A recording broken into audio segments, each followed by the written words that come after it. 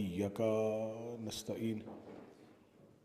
अस्सलातु वस्सलाम बितहिय्यति वल इकराम अला अशरफिल अंबिया वल मुरसलीन व औलादिहि तय्यबीन अत्ताहिरीन अल मासूमीन। सुम्मा सलातु वस्सलाम अला अल सदीक़तुल मुबारका अल राज़ियतुल मर्ज़िया आलिमतु गैरे मुअल्लिमा बिनतिल कलम वन्नून वसिर्र बैनल काफ वन्नून व दलील इरादत कुन फयकून व किताबल मकनून आयतुल्लाहिल उज़्मा व ज़ौजत आयतुल्लाहिल कुबरा मुहाफ़िज़तुन नबुव्वा व नाशिरतुल विलाया उम्मुल किताब उम्मुल कुरआन उम्मुल अनवार उम्मुल आइमा उम्मुल मासूमीन उम्मुल अलूम उम्मुल हुदा उम्मुल हसन उम्मुल हुसैन उम्मुल मुहसिन व उम्मे अबीहा अल सय्यदा फ़ातिमा ज़हरा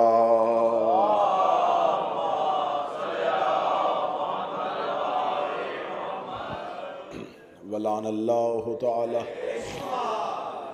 अला आदाइहिम अजमईन। अम्मा बाद फ़क़द क़ाला हक़ सुब्हानहु तआला फ़ी किताबिहिल मजीद व फ़ुरक़ानिल हमीद व हुवा अस्दक़ुल सादिक़ीन व क़ौलुहुल हक़। बिस्मिल्लाहिर रहमानिर रहीम। ला यस्तवी सहाबुन नार व सहाबुल जन्नह असहाबुल जन्नति हुमुल फ़ाइज़ून। सलवात।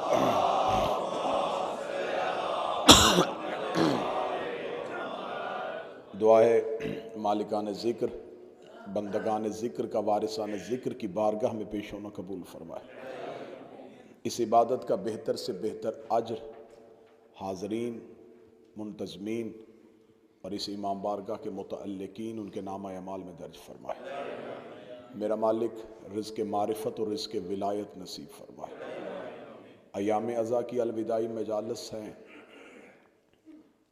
यकम मुहर्रम से लेकर अब तक हमने जितना भी सिलसिला अज़ा जारी रखा, मेरा मौला हमसे अगर कोई ख़ता कोई गलती हो तो अपने करम से माफ़ फरमाते हुए यह सिलसिला अज़ादारी हमें हमारी आखिरी सांस तक नसीब फरमाए।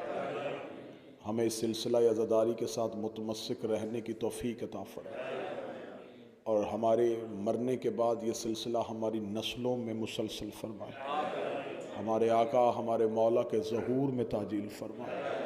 हमें मारफत हुज्जत नुसरत हुज्जत की तौफ़ीक़ अता फरमाए। मेरा मौला मेरा आका अगर हमारी ज़िंदगी में तशरीफ़ लाएँ तो हमें अपने आका और मौला की सदा पे लब्बैक कहने की तौफ़ीक़ अता फरमाए। अगर हम दुनिया से जा चुके हों तो अपने मौला के इज़्न के साथ उठते हुए मौला के लश्कर में शामिल होने की तौफ़ीक़ अता फरमाए। मेरा मालिक आप तमाम को करबलाए मुअल्ला की ज़ियारत नसीब फरमाए। दुआओं की कबूलियत के लिए मुमकिन हद तक बुलंद सलवात तलावत फरमाए।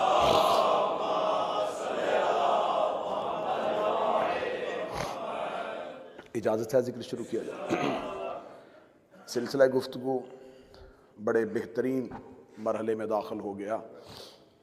रोज़ाना की बुनियाद पर अपनी कम इल्मी का एतराफ़ करते हुए और जनाब सैयदा की दहलीज पे मांगी खैरात पे एतमाद करते हुए कमा हक़्क़हू कोशिश की कि आप तक मुसलसल ये मुआरिफ़ ये सिलसिला इरफ़ान आप तक पहुँच सके ताकि आज के शिया को अपनी ज़िम्मेदारियों का एहसास हो सके। खुदावंद मुताल ने इंसान की हदायत का बंदोबस्त इतना मुकम्मल किया कि उसने हदायत देने वाले को पहले बनाया और हदायत लेने वालों को बाद में बनाया। ऐसा हुआ ही नहीं कि उसने हदायत लेने वाले को पहले खल्क़ किया हो, देने वाले को बाद में बनाया। उस खाल के हदायत ने इंसान को एक लम्हा भी बगैर हदायत के नहीं छोड़ा। उससे ये भी गवारा नहीं था कि ऐसा ना हो कि हदायत लेने वाला हो और कोई देने वाला ना हो, तो उस लम्हे में भी इंसान बगैर हदायत के ना रहे। इसलिए उसने हदायत का इंतज़ाम इतना मुकम्मल किया कि उसने हदायत देने वाला पहले बना दिया ये कितना बेहतरीन इंतजाम था मेरे अल्लाह का कि हादी को इंतजार करना पड़ा है।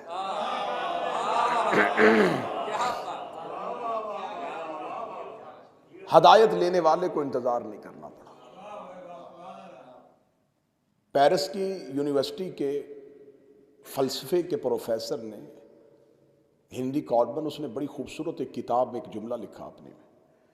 उसने कहा कि इंसानियत में जो बेहतरीन सिलसिला हदायत के साथ जुड़े हुए लोग हैं वो सिर्फ अली के शिया है।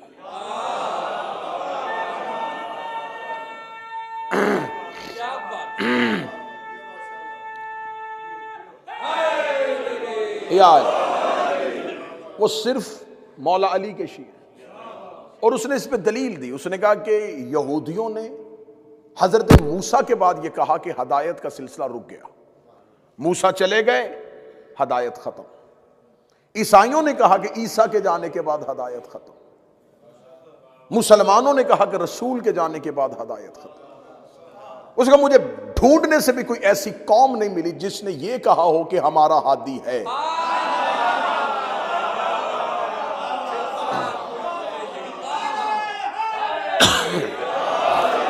जिन्होंने रसूल के बाद अपना सिलसिला हिदायत टूटने ही नहीं दिया।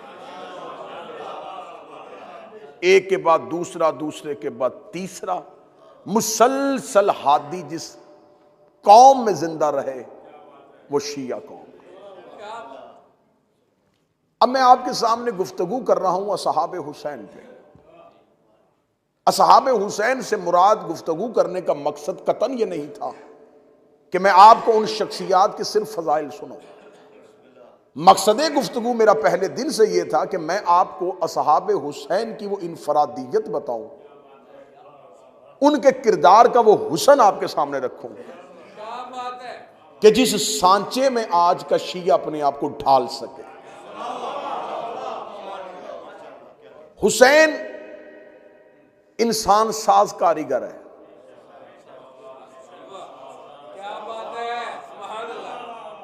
करबला कारखाना है। हुसैन बेहतरीन कारीगर है। हुसैन अलैहिस्सलाम को इंसान बनाने का इतना हुनर आता है, उसके पास हर उम्र के सांचे हैं।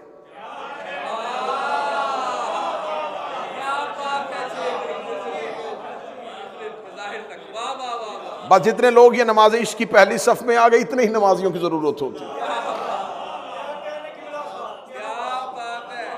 जितने इश्क की नमाज की जमात में मुकम्मल के लिए चाहिए वो बोल पड़े। हुसैन अलैहिस्सलाम के पास हर उम्र का सांचा है, 6 माह से लेके 85 साल तक का।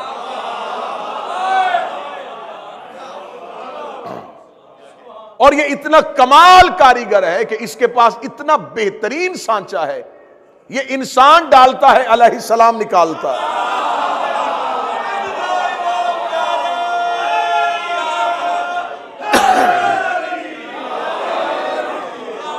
ये सांचा किसी नबी के पास में। हुसैन ने करबला में इंसानियत की तमीर नो की, नए सिरे से इंसानियत को जिंदा किया।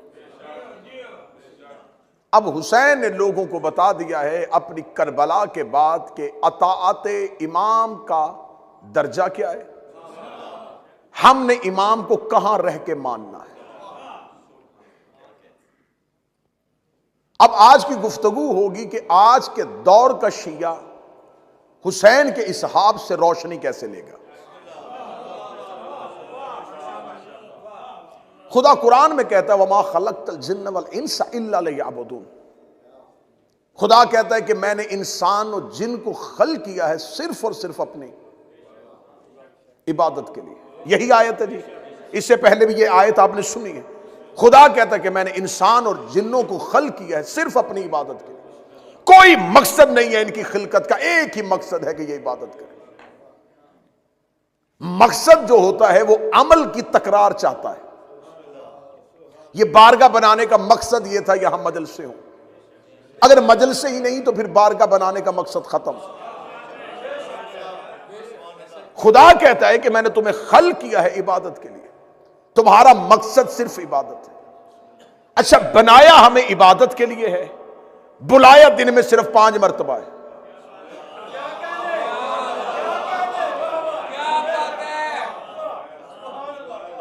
मेरे मालिक तूने हमें खल्क इबादत के लिए किया है, मकसद ही हमारा इबादत है। दिन में 5 वक्त आते हैं और 4-4, 5-5 मिनट के लिए आते हैं। ये जो बाकी पूरा दिन और रात गुजारते हैं हम, ये बगैर मकसद के है। इसका मतलब है कि अभी तक इंसानियत को वो म्यार ही नहीं मिला जिसे इबादत कहते हैं,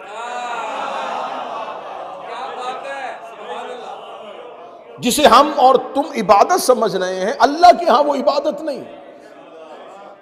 मेरे मालिक तू इबादत किसे कहता? इबादत है अताअत हुज्जत का नाम।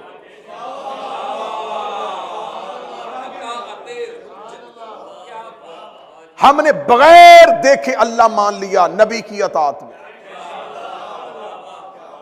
हमने बगैर देखे जन्नत का लालच कर लिया। इस्लाम की 90% चीजें गैबत में है। जो हमारे एक इमाम की गैबत पे इल्जाम लगाते हैं, वो 90% गैबत पर यकीन रखते हैं। अल्लाह गैब, जन्नत गैब, जहन्नम गैब, फरिश्ते गैब, अंबिया गैब, पहली किताबें गैब, कौसर गैब। ये हमारे अमाल कौन लिख रहा है? कहते कांधे पे बैठे हुए फरिश्ते। कहां हैं? नजर नहीं आते।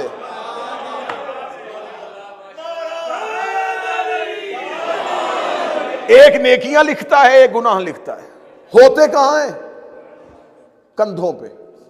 करते क्या हैं? लिखते हैं। लिख के क्या करेंगे? खुदा कहता है ये क़यामत वाले दिन गवाही देंगे। इंसान मुकरेगा, ये मुकरने नहीं देंगे। ये बोल के गवाही देंगे, हाँ हम गवाही देते, इसने नेकी की, हम लिख रहे थे और देख रहे थे। बदी वाला फरिश्ता कहेगा ये गुनाह कर रहा था, मैं देख रहा था। खुदा कहता है कि मैंने तुम्हारे गवाह तुम्हारे कांधों पे बिठा दिए। अब मुझे पता चलेगा अगली सतर पे के कितने बंदे जाग रहे हैं। गवाह होते ही कांधों पे हैं। मौला हुसैन इन हाथों को सलामत रखे, सैयदा कौनैन इन हाथों को सलामत रखे।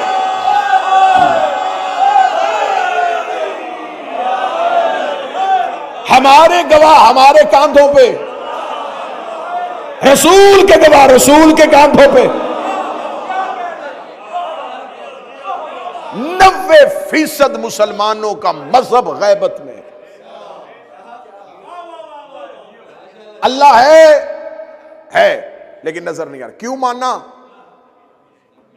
नबी ने कहा हर एक मुसलमान मस्जिद में है, नमाजें पढ़ो, आज के लिए जाओ। क्यों? जन्नत मिलेगी। देखी है? क्यों यकीन है? नबी ने कहा। आदम से लेकर ईसा तक नबी सारे अलैहिस्सलाम, किसी की तौहीन बारे में नहीं। ये कौन नबी थे? ये अंबिया हैं। किसने कहा है?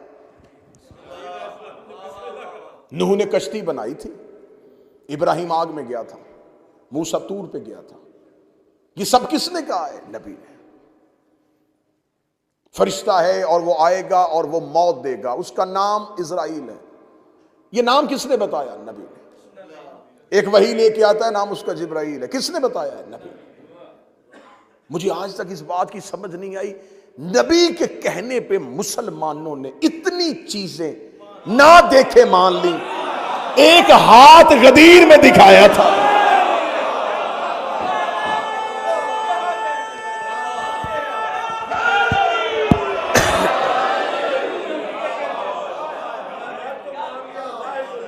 अनदेखी चीजों को मान लिया,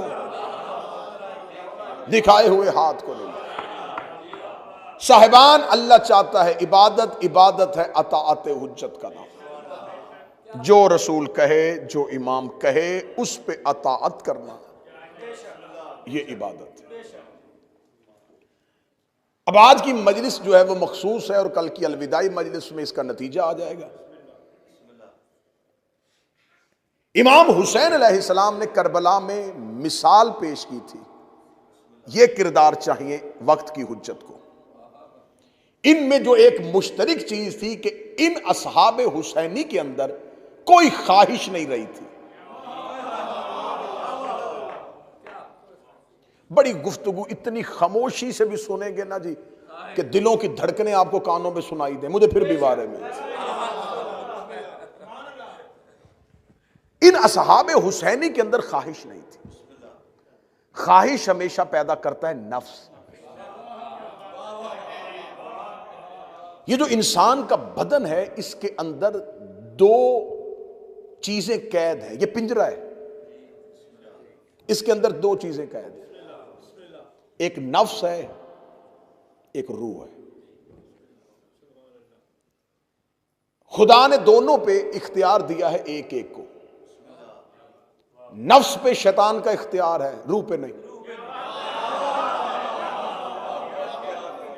रूह पे इख्तियार क्यों नहीं? खुदा कुरान में कहता है यस अलूनक अन रूह, ये तुमसे सवाल करेंगे रूह के बारे में। कुल रूह मिन अम्र रब्बी, कह देना ये रूह अल्लाह का अम्र है। अल्लाह के अम्र में इब्लीस दखल नहीं देता। ठीक हो गया? अल्लाह के अम्र में इब्लीस का दखल नहीं। ये जो बदन है ये पिंजरा है, इसके अंदर दो चीजें हैं जो इसके अंदर है। एक नफ्स, एक रूह। नफ्स तक शैतान का गलबा है, रूह तक नहीं। ये जितनी ख्वाहिशें पैदा करता है ये नफ्स पैदा करता है। जो ही नफ्स थोड़ा सा कवी हुआ और उसने ख्वाहिशें पैदा करनी शुरू कर दी। बदन जो है ये नफ्स की ख्वाहिशें पूरे करने वाली मशीन का नाम है। लज्जत बदन को नहीं है, नफ्स को है। ये जितने भी जायके हैं ये नफ्स के हैं। छोटा घर नफ्स की ख्वाहिश, बदन ने थक थक के वो ख्वाहिश पूरी की, नफ्स राजी नहीं हुआ, उसने कहा इससे भी बड़ा। बदन ने उसको पूरा किया, उसने कहा इससे भी बड़ा। छोटी गाड़ी, बदन ने अपने आप को थकाया, सुबह से लेकर शाम तक काम किया, नफ्स की ख्वाहिश को पूरा किया, नफ्स को तस्कीन नहीं हुई, उसने कहा इससे भी बड़ी। ये ख्वाहिशात बदन की नहीं थी, नफ्स की थी।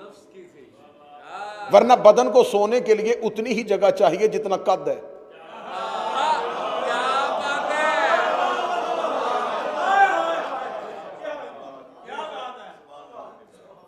बदन को खुराक उतनी ही चाहिए जितनी बदन के अंदर खाने की गुंजाइश है। बदन ने ज्यादा बिस्तर नहीं मांगा था, बदन ने बहुत बड़ा घर नहीं मांगा था, बदन ने ज्यादा तस्कीन नहीं मांगी थी, तस्कीन नफ्स की थी। सारी जिंदगी नफ्स को राजी करते रहे, ये भी ले, ये भी ले, ये भी ले। बदन बड़ा खूबसूरत लफ्ज़ है। बाबा मीसम शाह सरकार मजलिस में तशरीफ फरमा है, बड़े रूहानी आरफ शख्सियत है। बदन वो घोड़ा है जिस पे बैठ के नफ्स ख्वाहिशात के ताजियाने मारता है और उसको दौड़ाता है। आखिर बदन नफ्स के कहने पे इतना दौड़ता है कि बदन लागर हो जाता है और आखिर में यह होता है कि नफ्स मर जाता है। कुल्लु नफ्सिन ज़ाइक़तुल मौत। मौत नफ्स को आ गई। जो ही मौत नफ्स को आई, अब बदन बेकार हो गया। वो जिसने ख्वाहिशें की वो मर गया। अब वो बदन घर में पड़ा हुआ है और अब औलाद हाथ लगाने को तैयार नहीं है। जितनी ख्वाहिशात थी ये नफ्स की थी। रूह पे वक्त की हुज्जत का कंट्रोल था।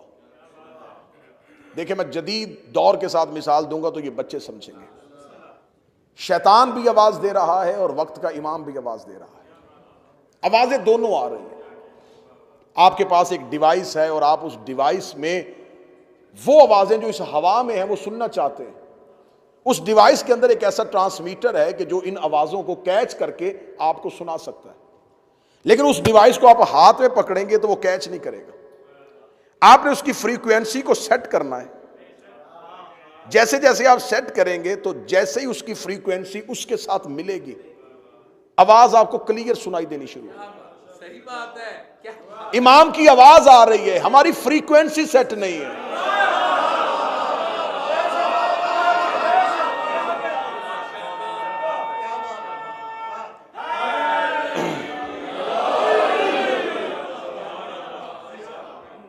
वो आवाज आ रही है, सदा इमाम तो मौजूद है, इमाम की आवाज तो कायनात में मौजूद है, हुज्जत है जमीन की।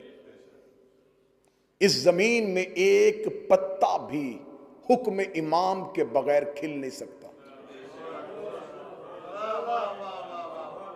क्यों? जमीन पर इलाही नुमाइंदा मौजूद है। खुदा अला कुल्ले शाइन कदीर है, लेकिन इख्तियार उसने इमाम के हाथ में दिया हुआ है। निजाम कायनात को इमाम चला रहा है। जिस बंदे को आले मोहम्मद के इख्तियारात तस्लीम नहीं होते, वो बंदा इस बात को मानता है कि सूरज की जंजीरें फरिश्ते के हाथ में। क्या बात। अगर अल्लाह ने फरिश्ते को सूरज उभारने का इख्तियार दिया हुआ है, तो जिनके दरवाजे पे फरिश्ता आता हो,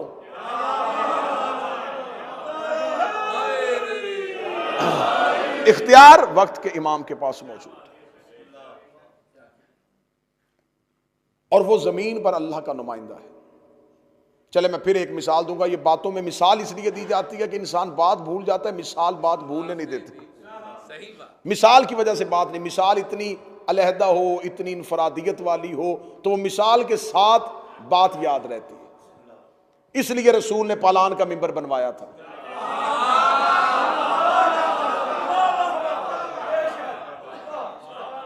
अरबों में सवारी ऊंट ही था। रसूल ने फरमाया था, आज के बाद जब भी ऊंट देखो तो याद आए, जहां भी ऊंट देखो, ऊंट पे कोई भी बैठा हो, तुम्हें याद आए कि हमने अली के हाथ में बैयत की हुई।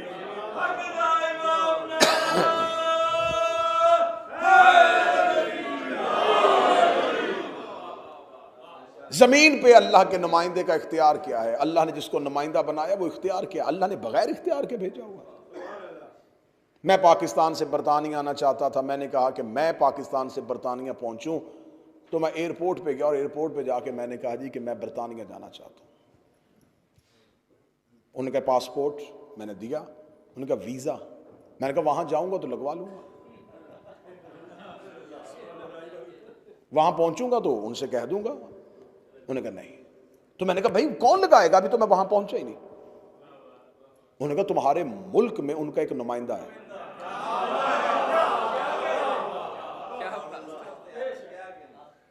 मैं उसके पास गया और उसके पास जाके मैंने कहा जी मैं जाना चाहता हूं, वीजा दे। उनका कागजात लेके आए। कौन से कागजात? ये जरूरी डॉक्यूमेंट्स हैं, ये हम देखेंगे, फिर उन कागजात को देखने के बाद फैसला करेंगे कि आप हमारे मुल्क में जा सकते हैं कि नहीं। मैंने उसे कहा कि आप वहां के बादशाह हैं, वजीर आजम हैं, क्या इख्तियार है? उन्होंने कहा उन्होंने मुझे इख्तियार दे के तुम्हारे मुल्क में बिठाया हुआ। कागजात उन्होंने नहीं देखने, मैंने देखने। अमाल वो नहीं देखेंगे।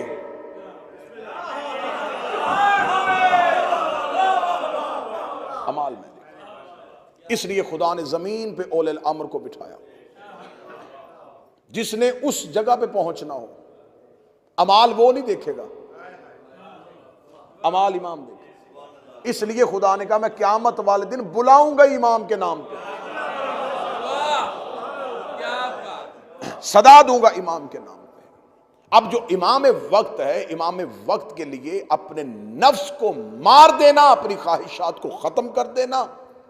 करबला के असहाब हुसैन की सबसे बड़ी इनफरादियत यह थी, उनमें ख्वाहिश ही नहीं थी। यह रूए जमीन पर यह पहली फौज थी जो अपने आका और मौला के साथ बगैर ख्वाहिश के खड़ी थी। क्या बात। और जब इश्क ख्वाहिशात पर गालिब आ जाए। अब ये लफ्ज सुनिएगा, एक इंसान भूख से मर रहा हो और भूख उसके बदन को सता रही है और उसके कान में कोई आके कहे तेरे फलां रिश्तेदार की मौत हो गई है, भूख खत्म हो जाएगी, क्योंकि दर्द उस कैफियत पे गालिब आ गया। दर्द उस कैफियत पे गालिब आ गया। करबला के हुसैन के असहाब में किसी चीज की ख्वाहिश नहीं थी, इसके हुसैन उन पे गालिब आया हुआ। कोई ना समझे कि वो प्यास से बेचैन थे, उन्हें प्यास महसूस ही नहीं हुई।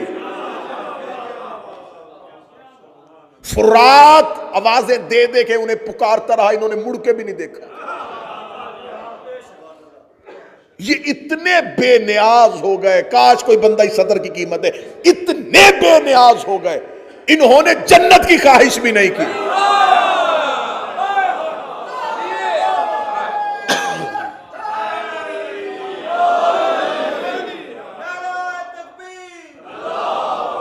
आपकी मजलिस के कल का टाइम में अनाउंस नहीं कर सकता। मैं कर दूं, मैं कर दूंगा। हाँ, आप कर दीजिएगा।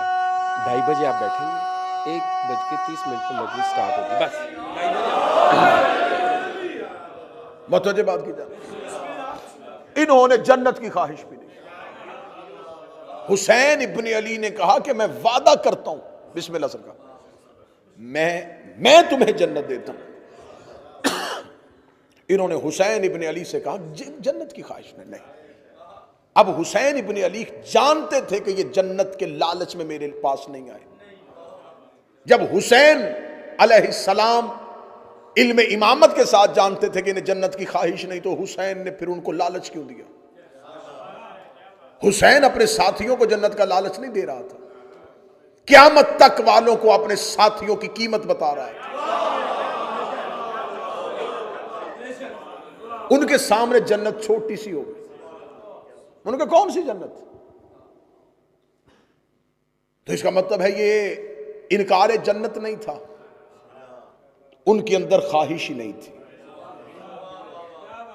उन्होंने अपने आप को खाली कर लिया इश्क हुसैन के।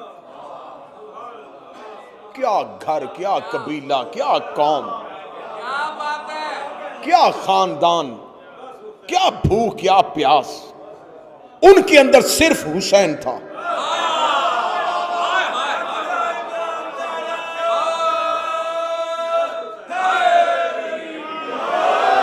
मैं लफ्ज कहूंगा, मुझे नहीं पता कि आज मुझे मजलिस कहां पे छोड़नी है, कितनी पढ़नी है, कैसे पढ़नी है, किनको देख के पढ़नी। वो फना फिल हुसैन हो गए,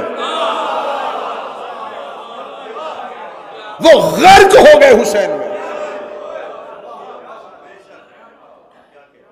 इतने इश्क हुसैनी के अंदर डूब गए, उन्हें सिवाय हुसैन के कुछ नजर नहीं आ रहा।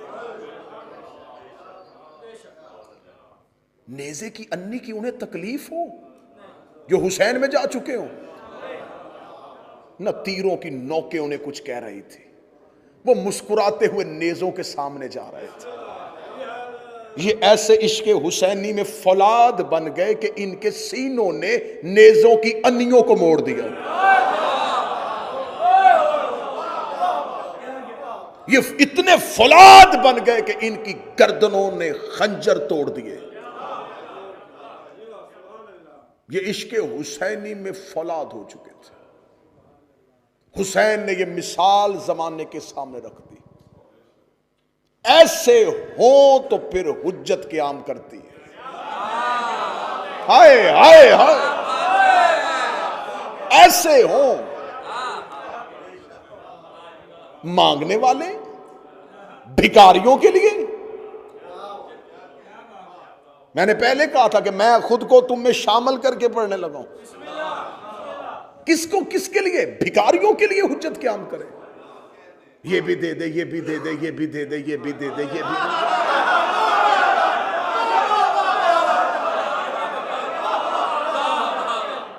तुम्हारी ख्वाहिशें ना मुसल्ले पे खत्म होती है, ना करबला जाके खत्म होती है।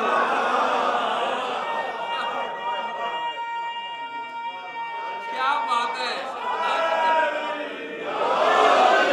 मजा आएगा उस दिन अलम को सलाम करने का।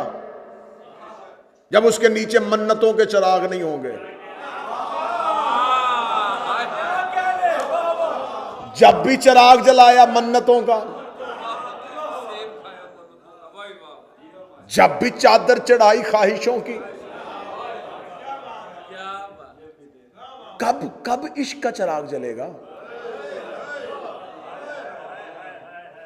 कब अलम पे मोहब्बत की चादर चढ़ेगी? कब कोई खाली होके हुसैन के पास आएगा? सिर्फ मदद के लिए रखा है कि इनसे बेहतर मदद करने वाला कोई नहीं। इनसे जल्दी कोई सुन लेता, लोग कब के इनको छोड़ देते हैं।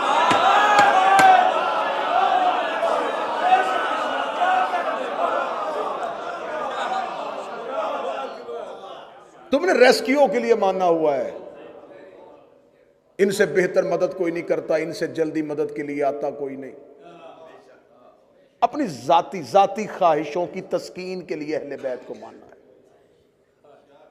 अहले बैत के लिए अहले बैत को किसने माना है? कुछ दे के हुसैन के पास आओ, कुछ छोड़ के हुसैन के पास आओ, लेकिन नहीं, हुसैन ने करबला में वो मिसालें पेश कर दी कि ऐसे होंगे जिनके अंदर कोई ख्वाहिश नहीं होगी, किसी ख्वाहिश के लिए इमाम के पास नहीं आएंगे, इमाम के लिए इमाम के पास आएंगे। हाँ ठीक है, मैं बेहतर समझता हूं, इनसे ज्यादा कौन अल्लाह की बारगाह में वसीला है, ठीक है, लेकिन साथ ये भी जहन में रखा करो, ना भी बोलोगे तो ये जानते हैं।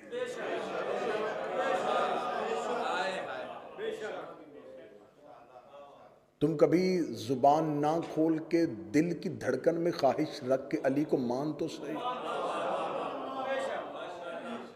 वो जानते हैं गुलामों की ख्वाहिशें क्या हैं, वो जानते हैं। अब करबला में जो हुसैन ने मिसाल पेश कर दी, अब इसकी मिसाल में है आखिरी हुज्जत के नुसरत की तैयारी।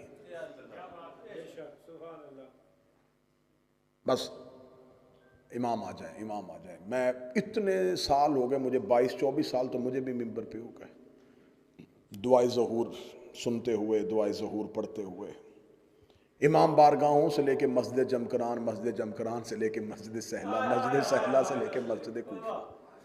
कुबा हुसैन के नीचे हर दुआ कबूल हो जाती है। इतने अरसे से ज़हूर की दुआ हो रही है। जो हुसैन तुम्हें बेटा दे के भेज देता है, जो हुसैन तुम्हें घर दे के भेज देता है, इतने अरसे से उसकी हरम में जाके ज़हूर की दुआ कर रहे हो, तुम्हारी कबूल कर रहा है, ये क्यों नहीं कर रहा? अब इसकी मैं गहराई में चला जाऊंगा तो और 25 मिनट गुजर जाएंगे। ये हमारा अल अजल कहना कूफे वाला खत है।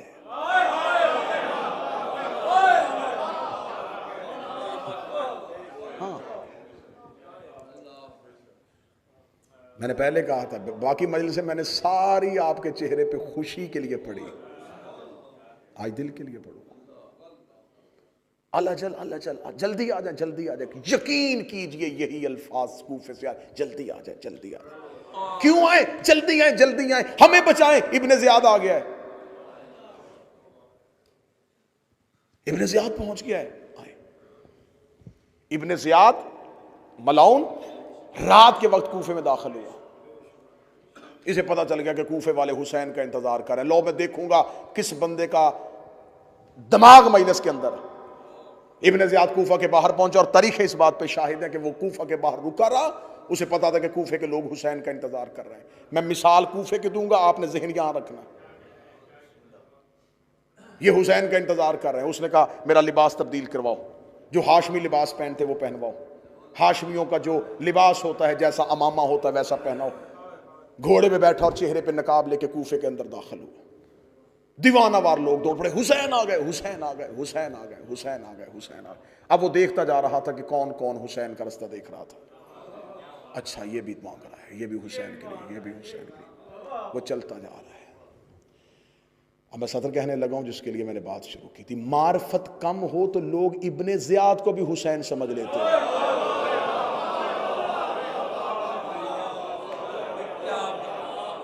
क्या बात है। मौला हुसैन इज्जत अता फरमा। मारिफत कम हो,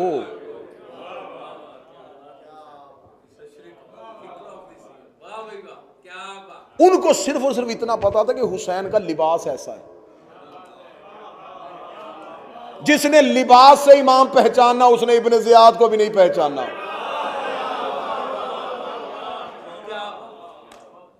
और उसी कूफे में एक बुढ़िया रहती थी, शोर हुआ कूफे की गलियों में, हुसैन आ गए। उसने अपने घर का पर्दा उठाया, यूं देखा, कहती हुसैन नहीं है। उन्होंने कहा लोग जा रहे हैं, हुसैन आ गए। उसने कहा हुसैन होता तो रात की तारीकी में ना आता।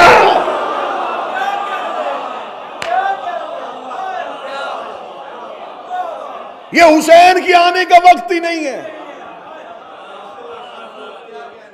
कितनी डूबी हुई थी मार्फत इमाम में, उसे खबर थी कि इमाम के आने का असल वक्त क्या है। और तारीखों में एक और शख्स का कहा है, उसको भी कहा गया हुसैन आ गए। वो भी बाजार में गया और देखे, कहने लगा हुसैन नहीं है। लोग कहेगा हुसैन क्यों नहीं, तुझे हुसैन की निशानी का पता? उसने कहा हुसैन होते तो दाएं बाएं अकबर और अब्बास हो। उसे इमाम के आने का वक्त पता था और उसे यह पता था कि इमाम के साथ कौन कौन आएगा, इमाम के साथ कौन कौन आएगा। यही वजह है कि जब इधर से दज्जाल कहेगा कि मैं आ गया हूं, उधर से मेहदी कहेगा मैं आ गया हूं, आधे दज्जाल की तरफ दौड़ पड़ेंगे कि यही मेहदी है। जो महदी के पास जाएंगे उन्हें पता होगा अकेला नहीं आया, 4 नबी पीछे आ रहे हैं।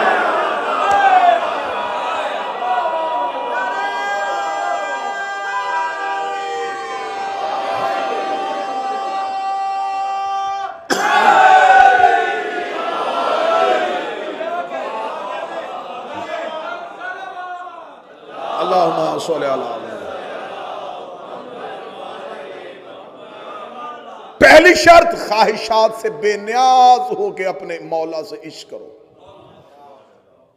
ख्वाहिशात से बेनियाज हो। मुझे आज तक नहीं किसी किताब में नहीं मिला कि जनाब सलमान ने मौला अली से कहा हो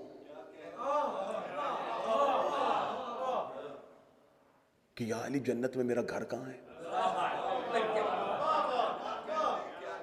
मिकदाद ने कहा या अली मुझे फलां जगह का गवर्नर बना दे। कंबर ने कहा हो कि आपका दौर आ जाए तो मुझे फलां जगह की गवर्नरी हाकमियत मुझे दे दे। इनमें से किसी ने बगैर ख्वाहिश के अपने वक्त के इमाम को माना। हर दौर के इमाम के नौकरों में से जो एक वस्फ अलहदा नजर आएगा वो बगैर लालच के इमाम को मानते। हजरत अबू ज़र बैठे हुए यूं अपनी छड़ी के साथ, एक शख्स आया देखे, कहने लगा क्या फायदा है अली को मानने का, देख हमने उनकी बैयत की और उसने की और उसने वहां गवर्नर बना दिया, उसको यहां बना दिया। अगर तू भी हमारे साथ उस दिन बैयत करने के लिए चला जाता, जितना बेहतर सहाबी है, जितनी हदीसें नबी ने तेरे बारे में कही हैं, तुझे बहुत बहुत अच्छा ओहदा मिल सकता था। इतना कहना था, अबू ज़र ने यूं उसकी तरफ देखा और अपनी छड़ी को उठाया और उठा के कहते विलायत अली पे कायम रहने का मुझे इतना फायदा हुआ है, जब चाहूं आसमान को जमीन पे फेंक।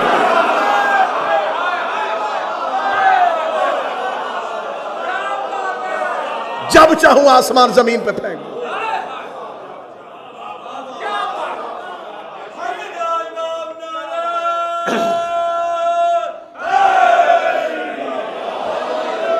विलायत अली ने मुझे गनी कर दिया है, मोहब्बत अली ने मुझे दुनिया से बेनियाज कर दिया। पहली शर्त थी उनमें ख्वाहिश नहीं होती। दूसरी शर्त यह होती है कि उन्हें इमाम के बारे में आगही होती है, वो अपने मौला की खबर रखते हैं। सारी की सारी ज़हूर की जितनी अलामात लिखी हुई हैं, ये होगा ये होगा ये होगा ये होगा ये होगा, इतनी वाज़ेह निशानियां लिखी हुई, इतनी वाज़ेह निशानियां लिखी हुई कि जमादी सानी के निस्फ से बारिशें शुरू होंगी और रजब के निस्फ तक आएंगी। इतनी बारिशें होंगी, इतनी बारिशें होंगी, इतनी बारिशें होंगी कि कब्रों में हड्डियों के ऊपर गोश्त आना शुरू हो जाएगा। वाज़ेह निशानियां। फिर रजब के बाद फिर वो एक ऐसा रमज़ान आएगा कि उस रमज़ान के अंदर वाज़े निशानी फरामीने, जितनी भी गैबत की किताबें उठा के, जितनी गैबत की किताबें उठा के देखो कि वो रमज़ान ऐसा होगा कि उस रमज़ान में पहले चांद ग्रहण होगा, फिर सूरज ग्रहण होगा। मौला फरमाते कि उस रमज़ान में जब शब कदर के अमाल कर लो तो अमाल करने के बाद अपने घरों की खिड़कियां बंद कर लेना और शीशे के करीब ना रहना। एक जोरदार धमाका होगा, जमीन लरज जाएगी।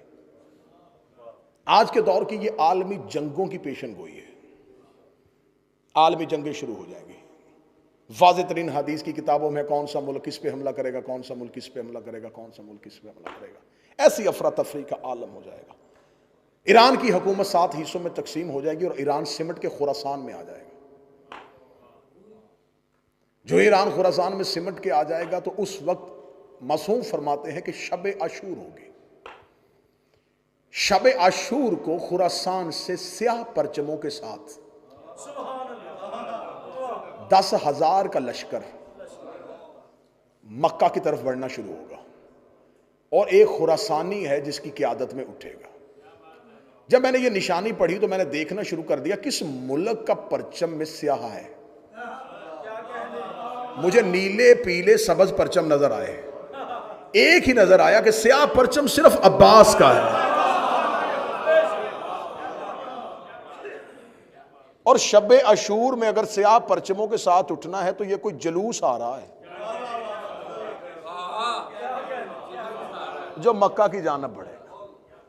आशूर की सुबह किताबें कहती हैं कि ये निस्फ शब से लेके अव्वले वक्त तक का टाइम होगा। आशूर का दिन होगा, बरोज जुमा होगा। मक्का की पहाड़ियों से मेरे आका और मौला चलते हुए आएंगे और बैतुल्लाह के साथ टेक लगा के खड़े होंगे और आवाज दे के कहेंगे अना हुज्जतुल्लाह अलल अर्श, मैं जमीन पर अल्लाह की हुज्जत हूं। इंसानियत 3 ग्रोहों में बट जाएगी। पहले वो हैं जो ये कहेंगे कि ये इमाम की आवाज ही नहीं है। दूसरे वो हैं जो ये कहेंगे कि जरूरी अमूर सरंजाम दें और फिर इमाम तक पहुंचे। तीसरे वो हैं कि जो ही इमाम की आवाज आएगी अना हुज्जतुल्लाह अलल अर्श, वो लब्बैक कह के उठेंगे। पहला घर में होगा, दूसरा मक्के में होगा।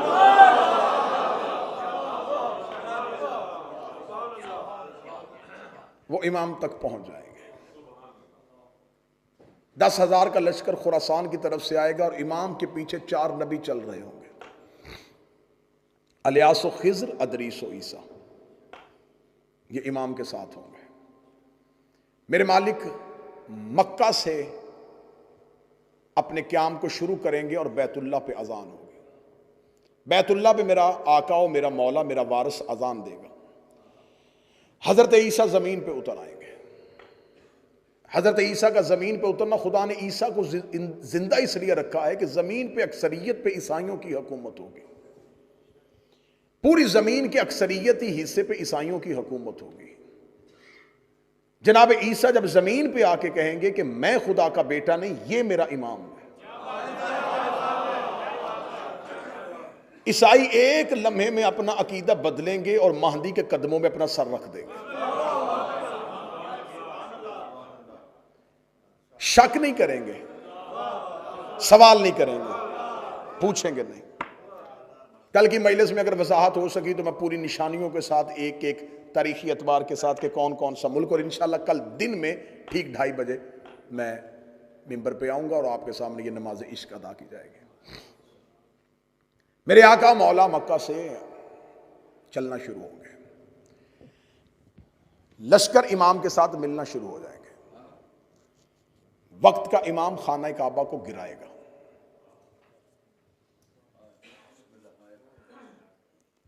यहां पर आके जैसे आप चुप हुए हैं कुछ लोग, इसलिए मैं तो कह रहा हूं तैयारी पूरी होनी चाहिए, निशानियां पहले पता होनी चाहिए। जो ही काबा गिरना शुरू होगा लोग कहेंगे ये इमाम नहीं है। इमाम होता तो काबे को गिराता। जो ही इमाम वापस पलटने लगे, वो लोग वापस पलटने लगेंगे तो इमाम कहेंगे इन्हें वापस ना बुलाना, जाने दो इनको घरों में। इन्होंने इमाम के होते हुए ईंटों के घर को इज्जत दी।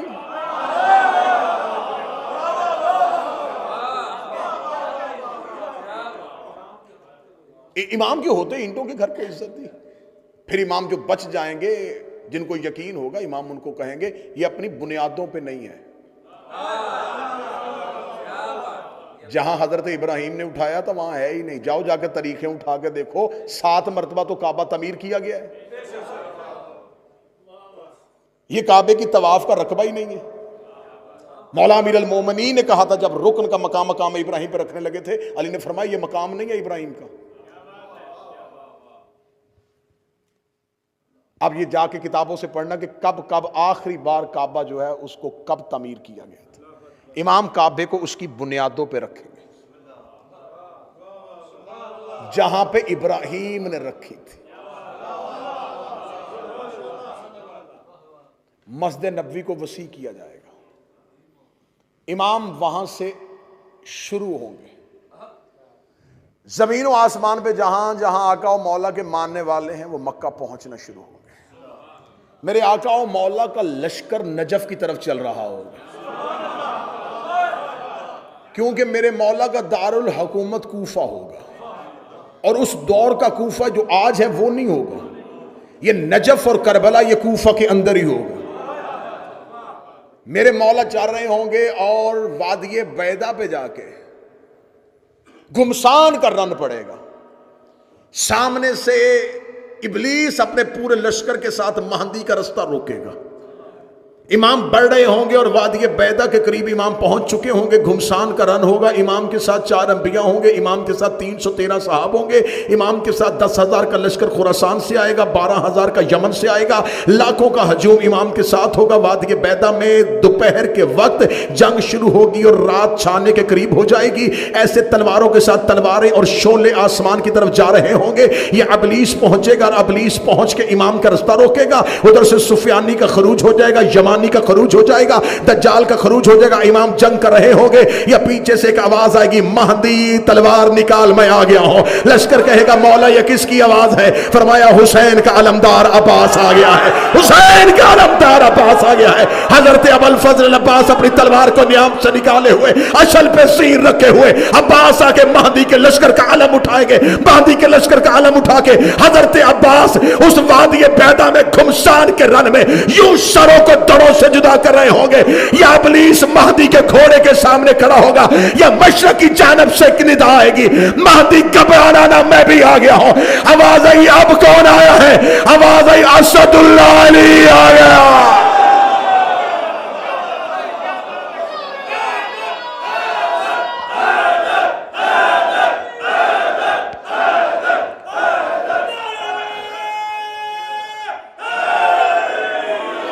करबला से एक लश्कर लेके हुसैन उठेगा,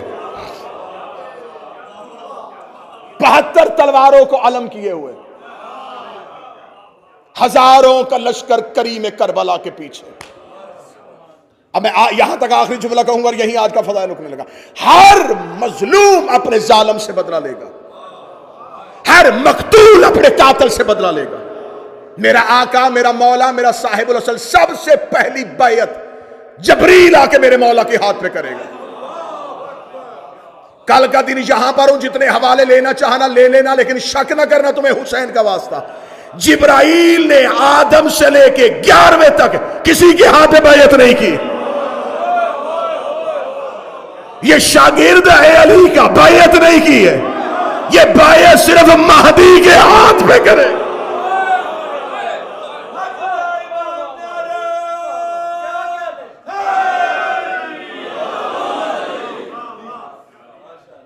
मंसूर फरिश्ता 4000 का लश्कर लेके करबला से निकलेगा, मलाइका का।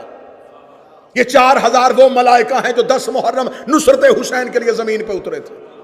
मेरे आका मौला ने नुसरत से इनकार कर दिया था, अल्लाह ने इन्हें अर्श पे बुलाने से इनकार कर दिया था। तुम्हें हुसैन के लिए भेजा था, अर्श पे ना आना, जाओ कब्र हुसैन पे बैठ जाओ। ये 4000 फरिश्ते आज भी मंसूर फरिश्ते के साथ कब्र हुसैन पे बैठे। आज भी मंसूर फरिश्ता करबला के बाहर हुसैन के ज़ायरीन का इस्तकबाल करता है।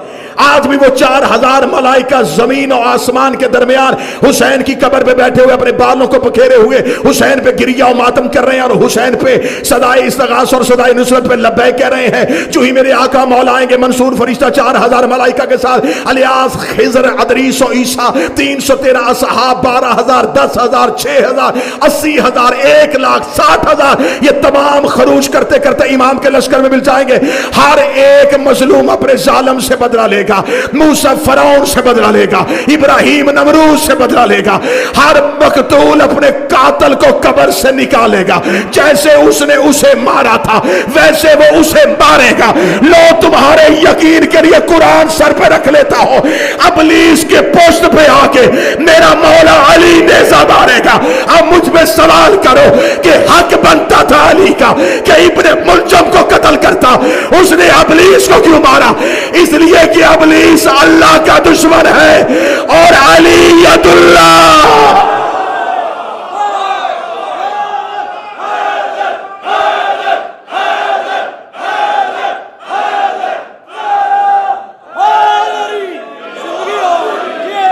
अल्लाह के दुश्मन से बदला, अल्लाह के दुश्मन से बदला अली ने।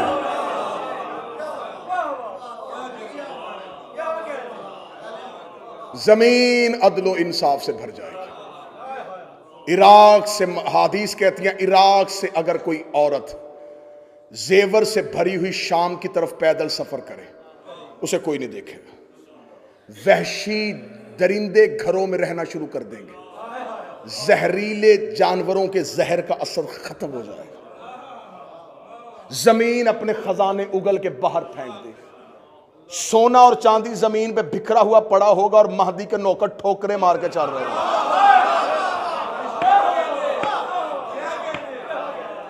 मेरे आका का सदका उतारने वाले होंगे, लेने वाला कोई नहीं होगा।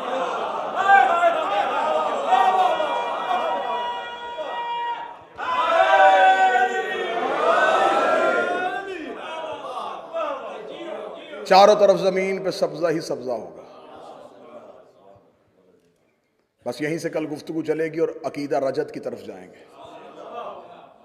ये मजहब शिया की मुसल्लमात में से नहीं पढ़ा जाता, नहीं सुना जाता, नहीं इसको बयान किया जाता, तो ये अलहदा बात है। मुसल्लमात मजहब शिया में से है अकीदा रजत।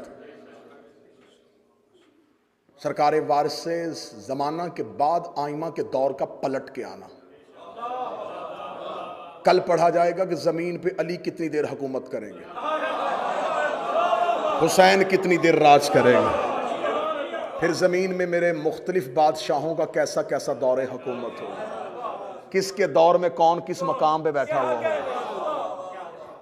जिसे हम अकीदा रजत कहते हैं उसी ही को तो जन्नत कहते हैं। काश इस जुमले पे कोई बोल जाता। मैंने यकीन कीजिए जानबूझ के माइक से हट के जुमला बोला है। जिसका मुकद्दर हो वसूल करे, ये ना हो कि जुमले की बेकदरी हो जाए। इसी को जन्नत कहते हैं। ये कोई आसमान पे दूध और शहद की नहरें नहीं है।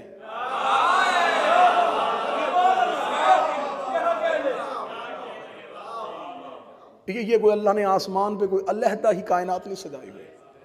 जो जिस इमाम के दौर में उठेगा वो उसकी जन्नत होगी। ना इबलीस होगा ना शर होगा। कैसा वो दौर होगा। ये वो लोग होंगे जिनमें ख्वाहिशें नहीं होंगी।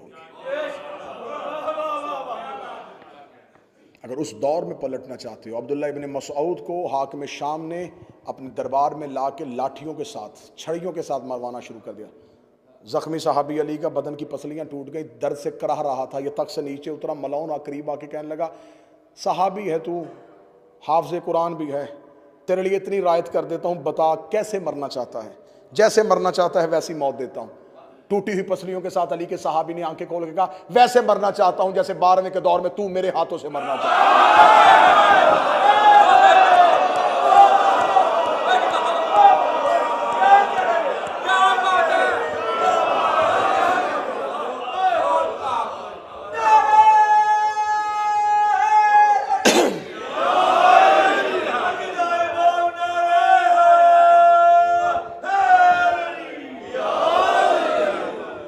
जितने इल्ज़ाम लगाने लगाओ, जितने बहुतान बांधने बांधो, हम खामोश हैं, हम चुप हैं।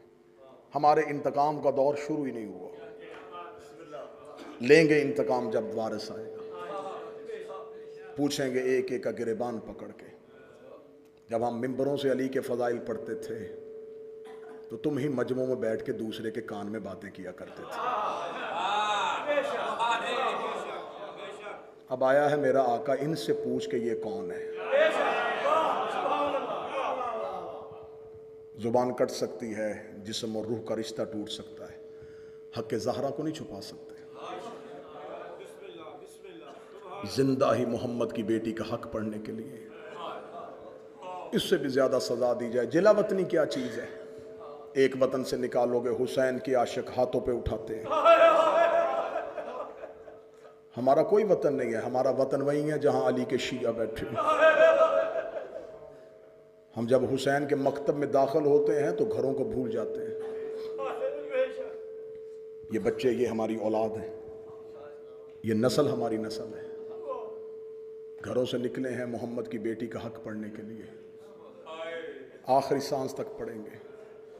मेरी नस्लें भी कर्जा अदा करना चाहें तो कभी भी नहीं कर सकती कि उन्होंने हमसे ये काम लिया।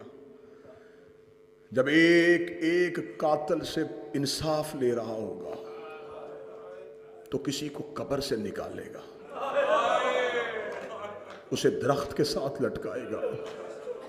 मैं गलत पढ़ूं, ये कुरान मेरे सामने है, इसकी कसम सिर्फ तेरे तवज्जो के लिए नहीं, तेरे यकीन के लिए खाने लगा। इस कुरान की कसम है, मेरा महदी उन लाशों को दरख्त से लटका के ताजियाना मार के, ये उसका बदला है जो बतूल को मारा गया था।